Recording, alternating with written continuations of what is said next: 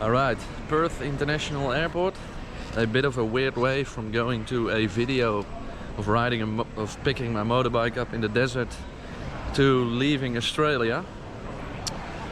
More about that later.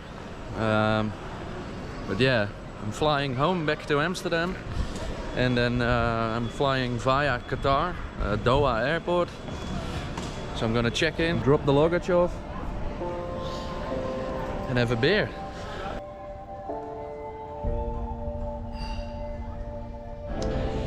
Within the hour I am flying out back to Amsterdam.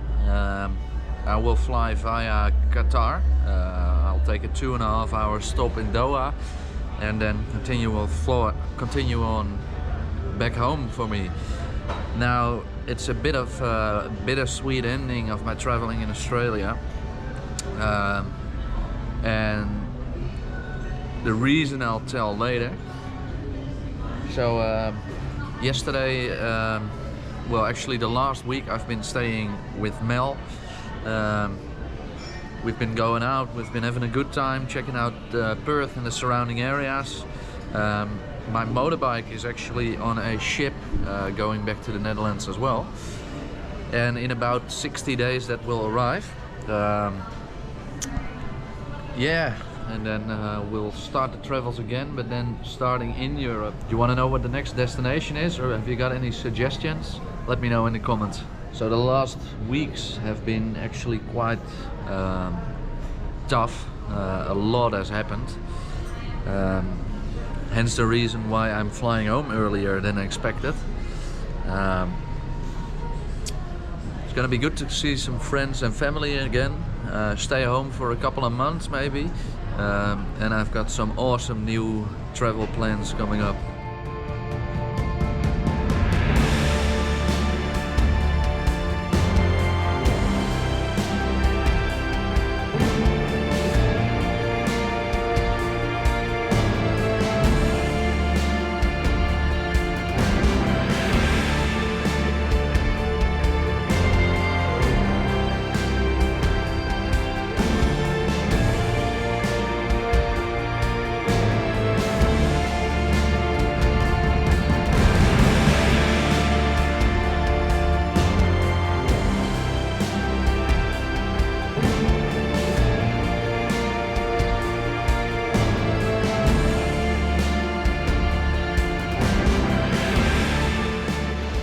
So I've got a layover of 2.5 hours at Qatar airport, and it is one of the biggest airports I've ever been to. They have actually got an indoor garden.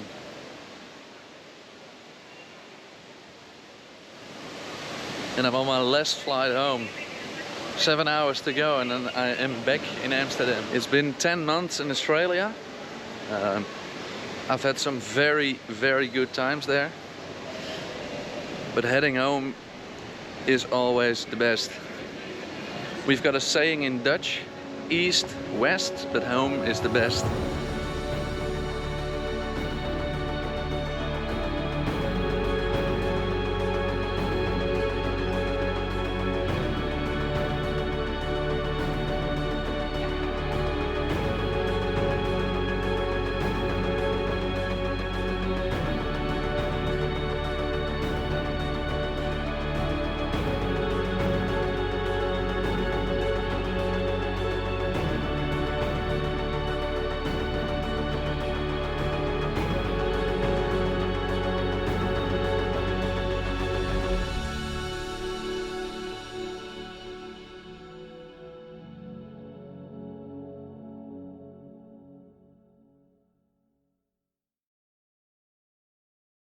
Welcome back to the channel.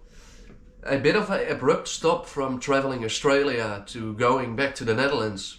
I have flown back to Amsterdam, which is where I live, close to Amsterdam. And as abrupt as the video goes from a desert recovery to going back to the Netherlands, as abrupt as my travels stopped as well. Now in the last video you can see that Aaron and I were recovering my motorbike. He offered to help me out with that. I met him up in the Gibb River Road in the Kimberleys, the northern part of Australia, and we actually became good friends. Um, and he offered me to help me out get my motorbike recovered. And I got his supplies, and he ended up driving to pick me up from Perth to Kalgoorlie, and then heading into the desert with me to get the bike recovered. So we went with his car and his trailer, and in the beginning everything was going according to plan. We started off from Kalgoorlie together, and then it ended up going through Laverton into the Anne Beadell Highway, doing the same trip basically as what I was doing on the bike, but then to get the bike out of there. Now in the last video you can see a section of what we were doing, and where that video ended was basically where the fun part ended for me in Australia. After that things got very bad. Now as you can see in the last video, everything went great, except the storm that had came through. The track was basically ruined. There were thousands of trees fallen over onto the track, and that made us progress very slow. We ended up clearing the majority of the trees off the track, doing 50 kilometers in 3 hours, and things got more stressful and heated up. Up until the second night everything was going according to plan, but on the last night things went very wrong. Aaron got pretty drunk and got very violent, blaming me for the damages on his car, going completely mad, and things had gotten worse and worse, and he got very violent. This madness started out as screaming and being verbally aggressive, and quickly actually turned into violence, physical violence, and he ended up beating me up in the desert, which was when I took off, running away into the dark, into the bush, without having anything on me, no phone, no torch, nothing, running for my life basically. And this was a very scary and eye-opening experience for me. He took off, leaving me there, and then when it got light the next day, I got him back to our camp, and I saw that he didn't even leave me some water behind, which was when I found out that my e-perp was still in my jacket, and my jacket was still on the ground, and I ended up having to set my e-perp off. From there, the Australian police got involved, and the story got very complicated.